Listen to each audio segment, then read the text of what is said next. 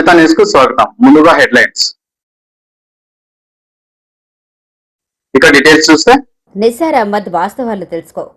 Summer storage ట్యాంకులకు రూపాయి విధించని మీరు మాట్లాడటం విడ్డూరంగా ఉందని టీడీపీ సీనియర్ నాయకులు ఆర్జే వెంకటేష్ మండిపడ్డారు. నిమ్మనపల్లె సర్కిల్లోని టీడీపీ కార్యాలయంలో నిర్వహించిన విలేకరుల సమావేశంలో ఆయన మాట్లాడుతూ చిప్పిలి గుట్టకాడపల్లి సమ్మర్ స్టోరేజ్ ట్యాంక్ నిర్మాణానికి 2006లో టీడీపీ ప్రభుత్వం 20 కోట్ల రూపాయలు విడుదల చేసిందన్నారు.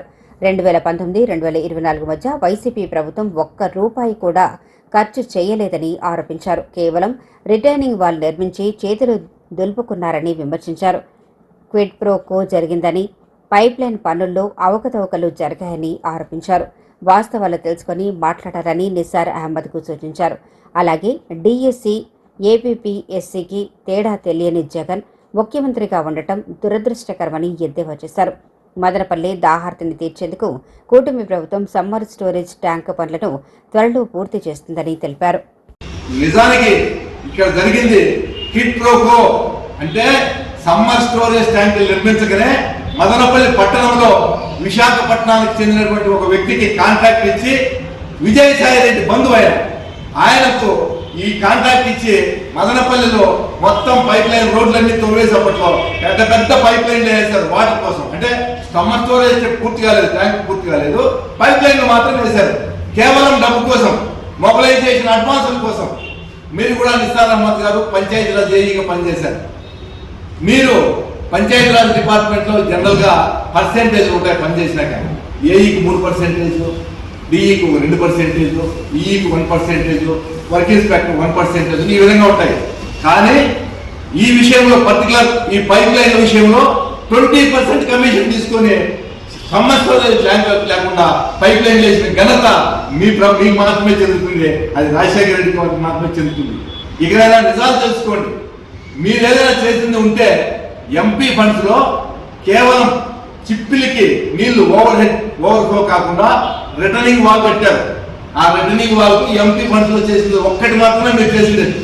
ఇంకా ఒక ఘనత ఏమంటే వర్షాలకు వచ్చి అవి నిండితే, ఆ సమ్మర్ స్టోరేజ్ ట్యాంక్ నిండితే బ్యాక్ వాటర్ మా పొలంలోకి వస్తుందని మీ పార్టీకి చెందిన కొంతమంది వ్యక్తులు ఆ మొరలను తగ్గుతున్న విషయం కూడా ఈ సందర్భంగా మీకు గుర్తు చేస్తా ఉన్నాం. నిజాలు ఈ విధంగా ఉన్నాయి. మాట్లాడే ముందు విషయాలు తెలుసుకుని సత్యం ఏమిటో తెలుసుకుని మీరు మాట్లాడాలా. ఎందుకంటే మీరు మీ పైన ఒక నమ్మకం నాకు. మీ దగ్గర కూడా నేను కాంట్రాక్ట్ పనులు చేసిన, నా దగ్గర అయితే మీరు పర్సెంటేజ్ తీసుకోవాలి, అంతవరకు నిజాయితీ పనులే. కాకపోతే ఈ నిజాన్ని మాట్లాడే ముందు మీరు విషయం తెలుసుకొని విషయ పరిజ్ఞానంతో మాట్లాడితే బాగుంటుంది. ఈ అసమ్మతమైన ఆరోపణలు, నిరాధారమైన ఆరోపణలు ఇక మీద చేయొద్దని చెప్పి నిసార్ అహ్మద్ గారికి ఈ సందర్భంగా నేను తెలియజేస్తున్నాను. నిసార్ అహ్మద్ గారు మీరు గుర్తించాల్సింది, మీరున్నటువంటి పార్టీ అధ్యక్షుడికి డిఎస్సి ఏదో ఆంధ్రప్రదేశ్ పబ్లిక్ సర్వీస్ కమిషన్ ఏదో తేడా తెలియకుండా మాట్లాడుతున్నాడు. అటువంటి వ్యక్తి పార్టీలో మీరు కొనసాగుతున్నారు. ఇకనైనా ఇవన్నీ గమనించుకొని మీరు ముందుకు కొనసాగాలని చెప్పి నేను తెలియజేస్తున్నాను.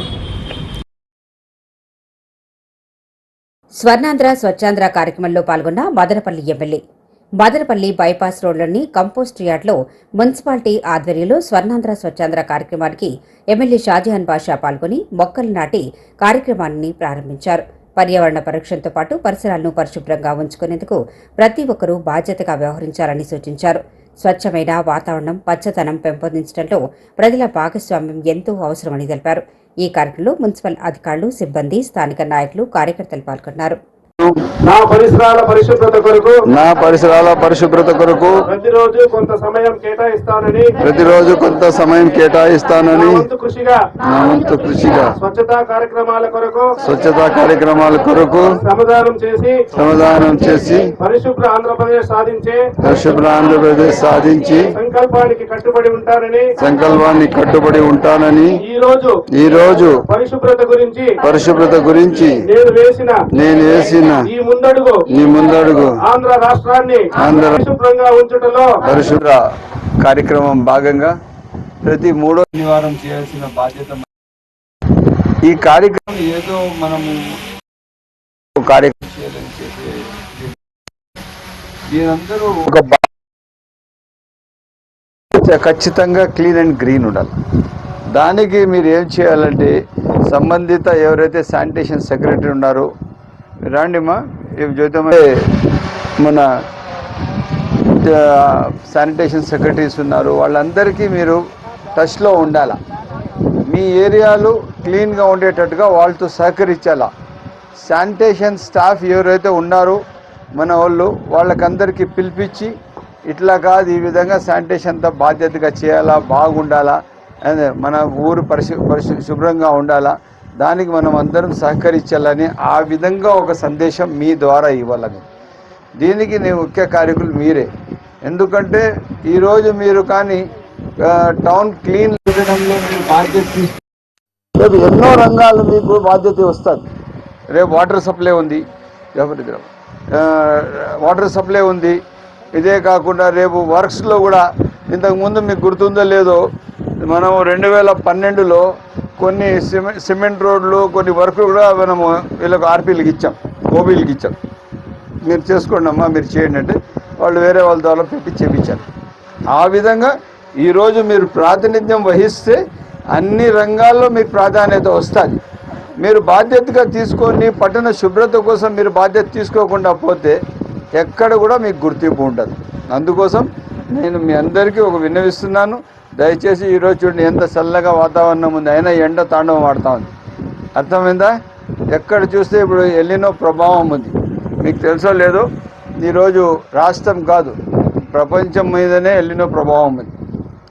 అందుకోసం మీరు చాలా బాధ్యతగా ఉండాలా, పరిసరాలు మనం శుభ్రంగా ఉంచాలా, దానికి మీరందరూ బాధ్యతగా ఉండాలమ్మా. మీరు ఎందుకంటే మీరే సర్వస్వం. ఎందుకంటే ఇల్లు చెక్కుదిద్దాలా, ఇల్లు బాగుండాలంటే మహిళామూర్తులే సర్వస్వం. ఆ విధంగా మీరు ఈరోజు ఇంకా బాధ్యతగా ఉండి ఏదైతే ఏ ఏరియాకి ఆర్పీలు మీరు ఉండారో అక్కడున్న ఓబీలు మహిళా సంఘ లీడర్ల దగ్గర తీసుకొని వాళ్ళతో ఒక మీటింగ్ పెట్టి ఎస్పెషల్లీ పట్టణ శుభ్రత కోసం ఎవరైనా ఒక మనిషి పోతా ఒక పేపర్ ఎత్తి పారేసిపోతాడు, ఆ పేపర్ ఎత్తి లేనా మేమే ఎత్తి డస్ట్బిన్లో వేస్తాం, లేనా నువ్వు బిజీ ఉండవు వేస్తాం లేనా. అప్పుడు ఆయన అర్థం చేసుకుంటాడు, ఏడన్నా పారేస్తే మహిళా అక్క చెల్లెలు అడుగుతారు, ఇంకా మనం భద్రంగా ఉండాలని ఉంటుంది. అందుకో ఆస్తి వివాదంలో అన్నావదనపై దాడికి పాల్పడ్డ బీసీవై పార్టీ నేత పూల ప్రేమ్ కుమార్ ప్రభుత్వ ఆసుపత్రికి తరలించిన స్థానికులు.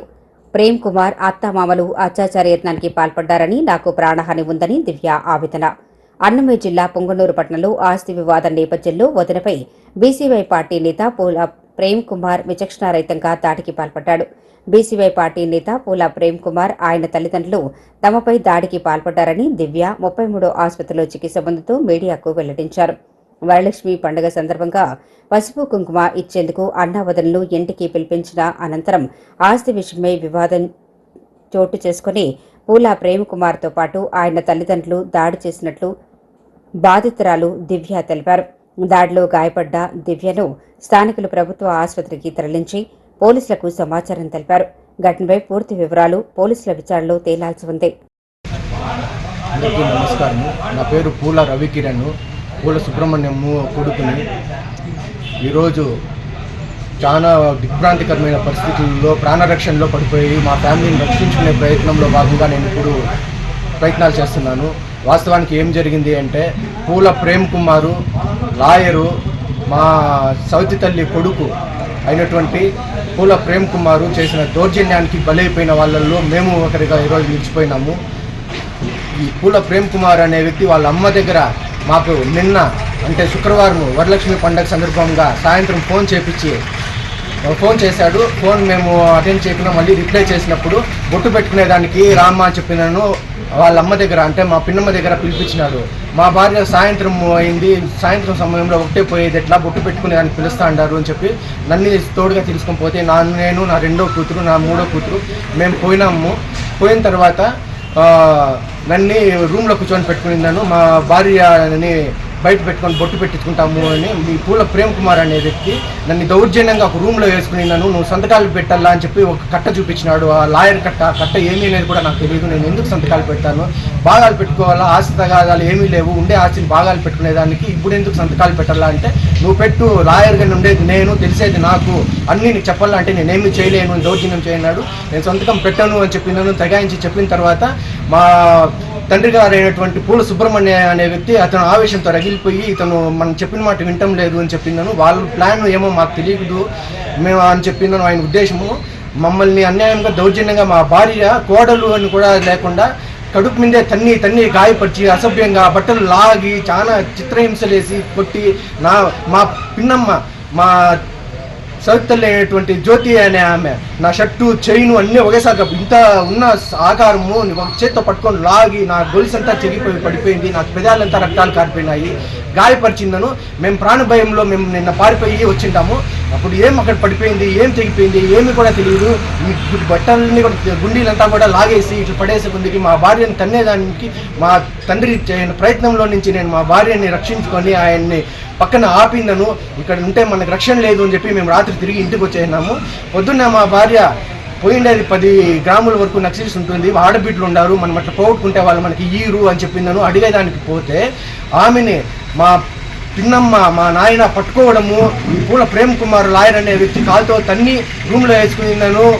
ఇంకా మా ప్రాణాలు మేము చెప్పిన మాట వినకపోతే మీరు బతకలేరు, పుంగనూరులో మమ్మల్ని కాదని ఏమీ చేయలేరు, ఎంతెంతో కేసులు పెట్టుకొని నేను తప్పించుకొని తిరిగామని నాకు ఏం చేయాలో తెలుసు, స్టేషన్ మీకు కొత్త నాకు కొత్త కాదు అని చెప్పి నాకు పొలిటికల్ బ్యాక్గ్రౌండ్ ఉంది, రామచంద్ర యాదవ్ పిఏ నేను కానీ ఏమీ చేయలేరు అనుకొని ప్రాణాలతో తిరిగే పరిస్థితి లేకుండా నా భార్యని తన్ని హత్యా ప్రయత్నం చేసినారు.